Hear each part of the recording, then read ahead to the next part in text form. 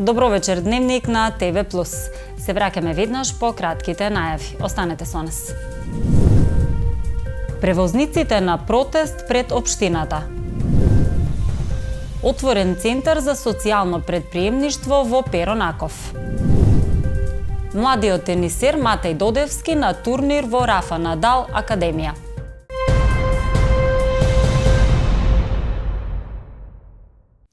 Дел од превозниците од Куманово излегоа на мирен протест пред општината, незадоволни од одлуката на Општинската комисија за уредување на линискиот превоз и на градоначалникот на Куманово. Најавуваат жалби до Министерството за транспорт и врски. Повеќе во прилогот што следува. Кумановските превозници излегоа на мирен протест пред општината незадоволни од процедурата за избор на компании кои ќе го вршат јавниот превоз. Најголемите приградски населби повеќе од 2 месеца се без јавен превоз, бидејќи изборот заглави во жалбена постапка. За проблемот со спорните линии одлучуваше комисијата при Министерството за транспорт и врски, која ги прифати жалбите и случајот го врати во општината. Комисијата, формирана од градоначалникот, одлучи да распише нова постапка, а претходно Советот донесе одлука за пакет линии, согласно која превозниците кои ќе ги добијат атрактивните линии, ќе вршат превоз и во непрофитабилните рурални средини. Превозниците и претходно реагираа дека е противзаконски да се расправа за линии за кои се води постапка. Велат се кршат одредби од 2 закони на штета на граѓаните и учениците. Последица на овој мирен протест на автопревозниците е тоа што пред 2 дена повторно е донесена уште една одлука од страна на градоначалникот на општина Куманово, а врз основа на нов извештај од Комисијата за спроведување на целата постапка, која повторно целосно е незаконска и е спротивна на одредбите од Законот за превоз на патниците во јавниот сообраќај и на Законот за општата управна постапка и е директно на штета на интересите на граѓаните на општина Куманово и на интересите и на учениците во училишниот превоз од сите основни училишта, особено од оние кои се однесуваат на спорните 4 линии кои што беа обжалени од страна на превозниците и за кои што Министерството за транспорт и врски како надлежен второстепен орган донесе одлуки за поништување. Сега повторно е донесена уште една незаконска одлука, како што рековме и на онаа пресконференција од понеделникот, дека одлука за изменување и дополнување на одлуката за уредување на линиите донесена од Советот минатиот петок беше незаконска. Сега се во новото решение повторно, иако согласно Закон за општа управна постапка, одлучувајќи повторно, градоначалникот мора во 7 постапи по нападствијата дадени од второстепениот орган, односно Министерството за транспорт и врски, ќе ги искористиме сите можни правни лекови за точно да се донесат онакви одлуки кои ќе бидат во согласност со законските прописи на државата. Имено ќе следат жалби повторно до Министерството за транспорт и врски, а согласно Законот за општа управна постапка, во втор степен, кога еднаш е поништена одлука на првостепениот орган, во втор степен веќе одлучува директно Министерството за транспорт и врски. Превозниците нагласуваат дека процесот можел да заврши во скратена постапка доколку се прифателе понудите врз основа на првичната одлука на Советот од декември лани. Обвинија дека се фаворизира фирма која не ги исполнила условите. Со ваквите одлуки кои сега се донесени, се прави токму спротивното, односно повторно граѓаните, огромен дел од граѓаните, над 20.000 граѓани на општина Куманово и над 2.500 ученици во училишниот превоз, повторно нема да имаат во догледно време, значи додека трае постапка за жалба, додека трае донесување на одлука од страна на второстепениот орган, односно Министерството, повторно нема да имаат превоз и повикувајќи се на измени и дополнување на таа одлука.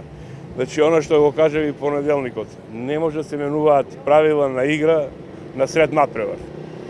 Токму со ова решение се прави токму тоа. Инаку општините имаат обврски, меѓу кои нормално и општина Куманово, да го уредат јавниот градски превоз, водејќи се првенствено од интересот на граѓаните.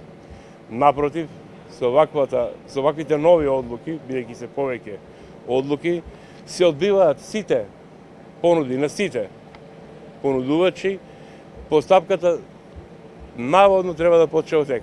Она што не го земале предвид органите кои што ја донеле оваа одлука, пред се сметам на комисијата, која дава извештај, односно предлог фактички до градоначалникот, немала предвид дека со ваквата одлука се крши Законот за општа управа постапка, Закон за превоз на патници во јавниот сообраќај и нормално препораката на владата донесена на последната седница кога се усвоени мерките, 26 мерки од 8 или 9 март оваа година.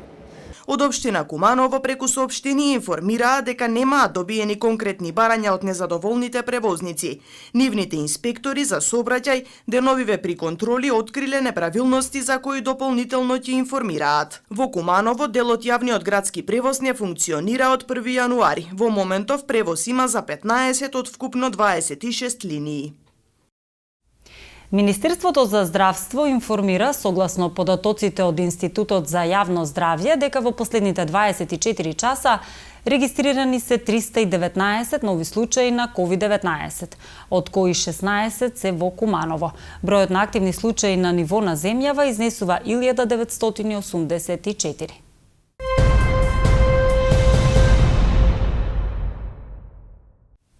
Во емисијата Став на ТВ Плюс гостува доктор Ангелчо Андоновски, специјалист педијатар. Тој зборува за моменталната состојба со COVID-19, влијанието врз децата, но и за здравствениот систем, потребните реформи. Дел од разговорот.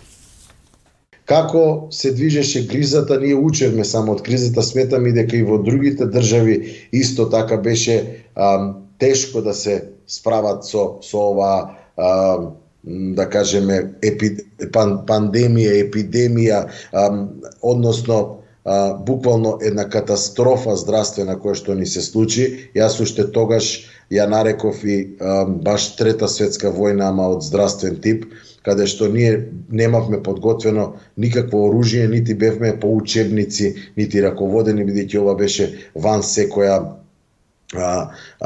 нормалност, односно ван секоја книга, ван секој учебник, ван секој правилник, каде што можеме и како да правилно менаџираме и да се справуваме со оваа криза.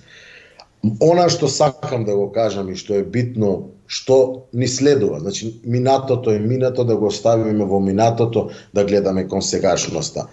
Ќе кажам дека секоја општествена реформа, вклучително и здравствена, подразбира длабинско менување на процес, начин на употреба на ресурси и способности, како и подигнување на критериуми на очекуваните резултати. Ние имавме многу работи да видиме, но се она што го спроведовме во тој период, пак ќе кажам, и сето она што здравствените власти сака да го спроведат, не даде конкретен резултат. Кумановските пожарникари гаселе пожар на 2 објекти изминатото деноноќе, соопштија од регионалниот центар за управување со кризи Куманово. Вчера во ноќните часови гореле куќа и магацин на 2 оделни локации. Територијалната противпожарна единица интервенирала во Долно Којнаре и гасела пожар во магацин со 1 возило и 5 пожарникари. Втората интервенција била на улицата Романовска. Пожарникарите интервенирале на пожар на куќа час и половина со 1 противпожарно возило и 5 мина пожарникари.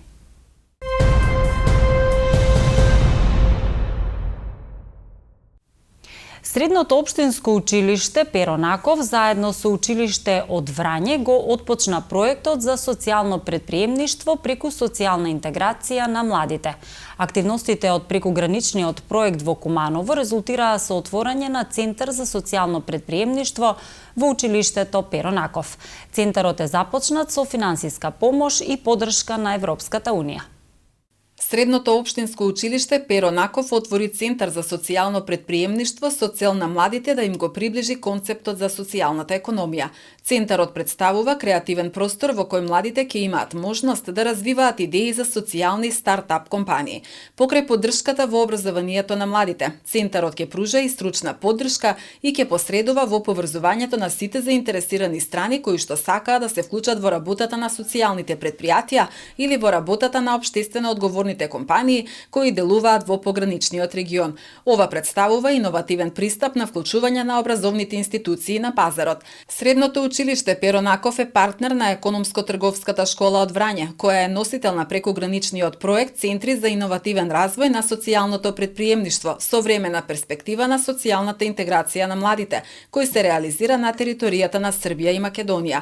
Центарот ќе го водат наставници и представници на економскиот сектор, а во неговата работа ќе бидат вклучени и ученици кои што ќе пружаат поддршка на сите заинтересирани страни при отворање на социјалните предпријатија.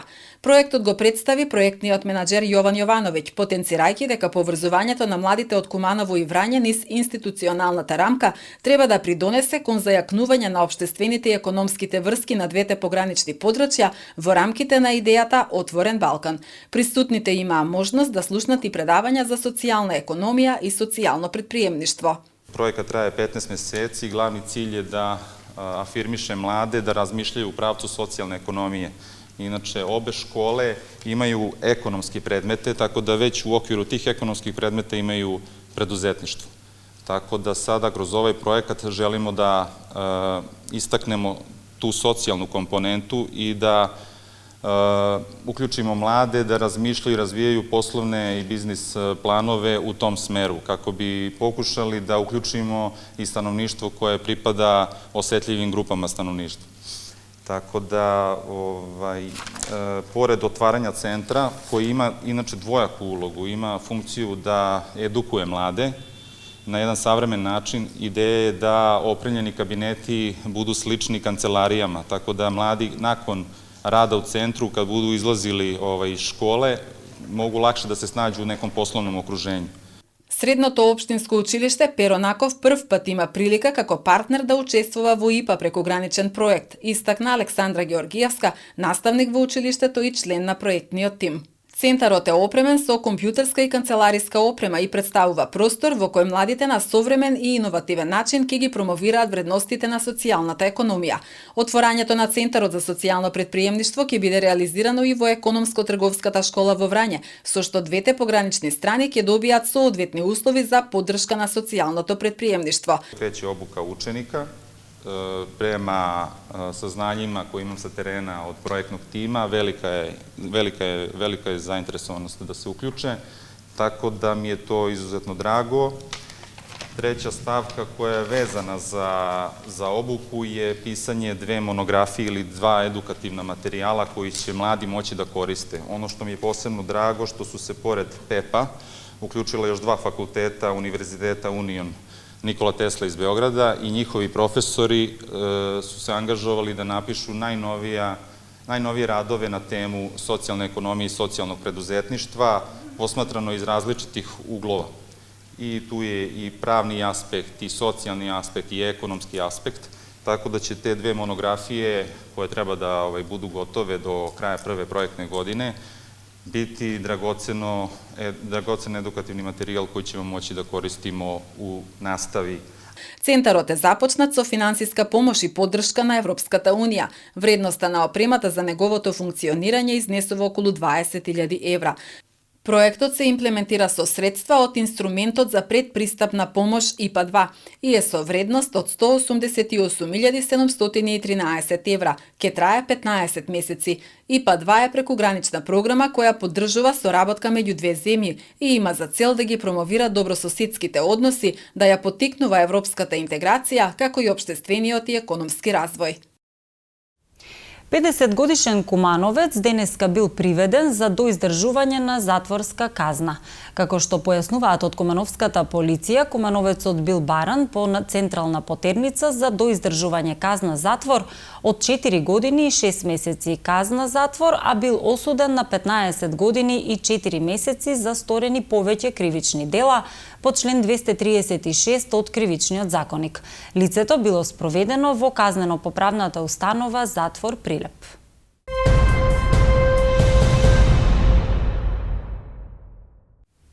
Во организација на Оделението за стратешко планирање, креирање политики и следење ЛЕР, денеска се одржа првата работилница за подготовка на стратегијата за рурален развој на општина Куманово за период 2021-2025. Представници на општинската администрација, Сдруженијето на земјоделци, Сдруженијето на угостители и други граѓански организации денеска присуствуваа на работилницата која што ја организираше Оделението за стратешко планирање, креирање политики, следење и ЛЕР во рамки на подготовката на стратегијата за рурален развој на општина Куманово за период 2021-2025, како дел од програмата на секторот за евроинтеграција и меѓународна соработка, стратешко планирање, креирање политики и следење. Стратегијата треба да представува водич кој ќе ја насочи општината кон нејзиното дејствување во наредниот период. Во склоп на изработката на оваа стратегија се предвидени 5 работилници. На последната стратегија треба да учествуваат советниците од општина Куманово, каде што ќе биде представена драв верзијата на оваа стратегија. Стратегијата всушност ќе биде основа за аплицирање на ИПАРД програмата, која што случаме во последниот период дека ќе биде по директно финансирање, така да ќе може да ја користат освен општина Куманово и другите локални институции и граѓански организации. По денешната работилница ќе се направи свот анализа, ќе се воспостават приоритетите на кои ќе се насочи самата стратегија и ќе се одлучи за активностите. Деновиве активно се работи на првиот кружен тек, кој ќе се гради на крстосницата помеѓу двата булевара – Октомвриска револуција и Трета македонска ударна бригада. Градежните работи ги изведува струмичката фирма Жикол. Вредноста на инвестицијата е близу 36 милиони денари. Ова е првиот од предвидените 5 кружни текови кои што општина Куманово планира да ги изгради во наредниот 4-годишен период. Со изградба на нови 5 кружни текови, општина Куманово ќе го намалува сообраќајниот метеж, но и ќе ја зголеми безбедноста во сообраќајот на патиштата. Деновиве активно се работи на првиот кружен тек кој се гради на крстосницата помеѓу двата булевара – Октомвриска револуција и Трета македонска ударна бригада. Изведувачите се на терен и работата се одвива согласно предвидената динамика, велат од општина Куманово. Со отпочнувањето на проектот дислоцирана е постоечката семафорна сигнализација и делот уличното осветлување, а направени се и подготовки за бекатонски и градежни работи за изработка на коловозот, пешачки и велосипедски патеки. Новиот асфалт ќе биде во 2 слоја на површина од 5560 метри квадратни. Ќе има паркинг простор, тротоари на површина од 2000 метри квадратни, ќе се постават нови бетонски рабници во должина од 1285 метри.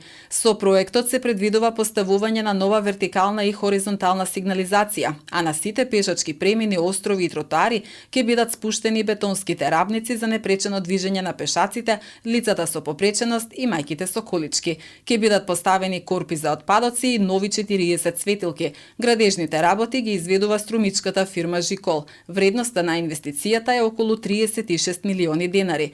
Паралелно општината распиша огласи за вториот кружен тек кој ќе се изгради помеѓу булеварот Трета македонска ударна бригада и Гоце Делчев. Проектите за изградба на кружните текови ги изработува јавното предпријатие Куманово план. Нови кружни текови ќе бидат изградени и на крстосницата меѓу булеварот Октомвриска револуција и улицата Доне Божинов во близина на бензинската пумпа Мак Петрол. Кружен тек на крстосницата помеѓу Трета македонска ударна бригада и улицата Тоде Мендол кај градскиот пазар и на крстосницата помеѓу Октомвриска револуција и улицата Видео Смилевски бато, односно влезот во селото Проевце. Инаку за првиот кружен тек кој се изгради пред 2 години на влезот во градот, Куманово одвои над 20 милиони денари. Клубот на младите од општинската организација на Црвен крст Куманово денеска го одбележа денот на формирањето на Црвениот крст во Македонија, а воедно и денот на крводарителството. Повеќе детали од изјавата во продолжение. Повод 17 март, денот на основањето на Црвен крст на Македонија, веќе 77 години постои. Денеска младите од Црвен крст Куманово го одбележуваат на тој начин што земавме платно и со акрилни бои се прави принтање од дланките на белотно платно со цел да се формира или да ни помогнат луѓето да го изградиме Црвен крст и тие да бидат дел од тоа, да се чувствуваат битни, бидејќи секој човек е битен за Црвен крст и да немало хумани луѓе и луѓе што сакаат да помагаат, можеби не би се ни основал Црвениот крст. Има ли интерес за оваа ваша активност денеска? Гледаме тука многу деца. Да, значи започнавме денеска во 11 часот и можам да кажам дека има навистина голем интерес, посебно од мали дечиња, но и секако и постари луѓе. Во текот е започнување на ЦКА ПХВ програма или Црвен крст во акција промоција на хумани вредности, каде што ќе се вклучат млади луѓе и ќе изработуваат проекти кои што подоцна ќе се оценуваат. Тие проекти всушност се за помагање на луѓе на кои што им е најпотребна помош или пак нешто убаво да се направи за нашата околина, нешто што може да им помогне на младите луѓе, но исто така севкупна едукација, запознавање со Црвен крст и нивните активности.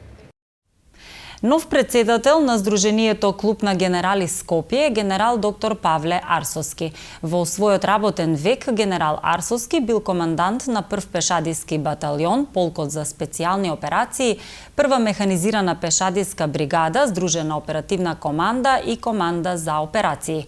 Клубот на генерали е здружение кое е основано во 2012 година и во кое членуваат армиски генерали, меѓу кои поранешни команданти и началници на генерал-штабот на АРМ, чија главна цел е да се занимава со актуелни прашања од областа на безбедноста и одбраната на државата.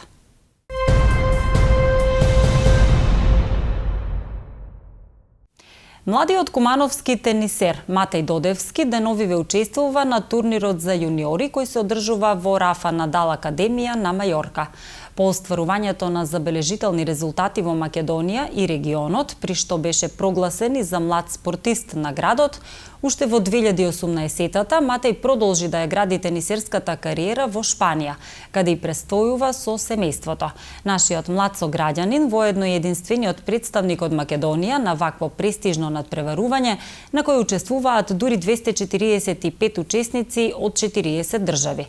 На отварањето на турнирот, при излегувањето на младиот кумановец, се интонираше и дел од македонската химна.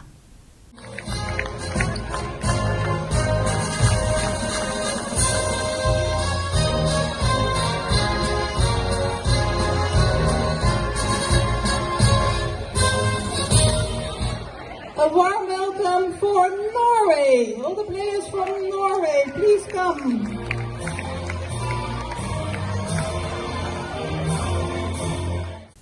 Во продолжение вестите од Македонија. Министерството за здравство со поддршка од Светската здравствена организација, УСАИД и УНИЦЕФ од понеделник 21 март почнува со карван за вакцинација против COVID-19 кој ќе опфати 14 локални заедници во државата. На секоја од овие места во согласност со распоредот, граѓаните ќе имаат можност да се вакцинираат и да се информираат за придобивките од имунизацијата против COVID-19. Исто така, на овие локации, граѓаните што се вакцинирани во странство ќе имаат можност да се евидентираат во системот Мој термин. Имајќи предвид дека невакцинираната популација има поголем ризик од смртен исход од COVID-19, во споредба со вакцинираните, тоа значи дека голем дел од популацијата останува незаштитена. Одлуката за вакцинирање не треба да се одложува, велат од Министерството. Покрај активностите од карванот за вакцинација кои ќе се реализираат во следните 2 недели и ќе бидат опфатени 14 локални заедници, граѓаните имаат можност секој ден да се вакцинираат и во здравствените домови во државата. Вакцинацијата во Куманово ќе се реализира на 27 март на градскиот плоштад од 11 до 15 часот. Во овој момент безбедносната ситуација е стабилна и мирна без никакви индикации за нарушување. Ние секогаш имаме предизвици во делот на тероризмот или на миграцијата, што е исто така еден од потенцијалните безбедносни ризици, не се само за нас, туку и за сите земји во регионот и пошироко, истакна денеска министерот за внатрешни работи Оливер Спасовски, осврнувајќи се на безбедноста во земјава. Со добрата координирана активност која што ја имаме заедно со нашите безбедносни служби, Агенцијата за разузнавање, Министерството за внатрешни работи и другите агенции за спроведување на законот во овој дел, на дневно ниво разменуваме целосни информации и податоци и ги следиме трендовите, така што немаме никакви индикации за какво било нарушување на безбедносната состојба и заради тоа граѓаните можат да бидат спокојни, нагласи Спасовски. На иницијатива на Националното координативно тело за спроведување на Конвенцијата на Обединетите нации за правата на лицата со попреченост, владата донесе уредба за правата на лицата со попреченост и други лица да бидат ослободени од партиципација за студирање. Со оваа уредба владата овозможи сите лица со попреченост запишани на прв, втор и трет циклус на студии на јавните високообразовни установи да бидат ослободени од плаќање. Оваа уредба им овозможува на лицата со попреченост да ги остварат сопствените потенцијали и личен развој на еднаква основа со сите други граѓани, да бидат вклучени во високообразовните процеси, а за образовните институции е потик да ги прилагодат условите и програмите за образование за овие наши сограѓани. Со оваа уредба, освен сите лица со попреченост од партиципација за студирање, се ослободуваат и лицата со статус на деца без родители, родителска грижа, невработените родители на деца и лицата со статус воени инвалиди.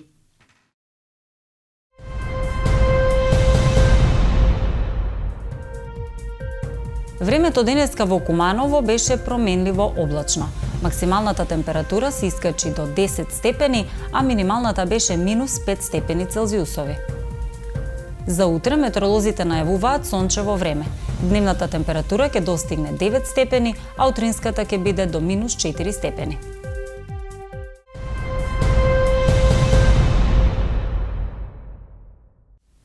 Со информацијата за времето го завршуваме денешното издание на Дневникот. Ви благодарам за вниманието и пријатно.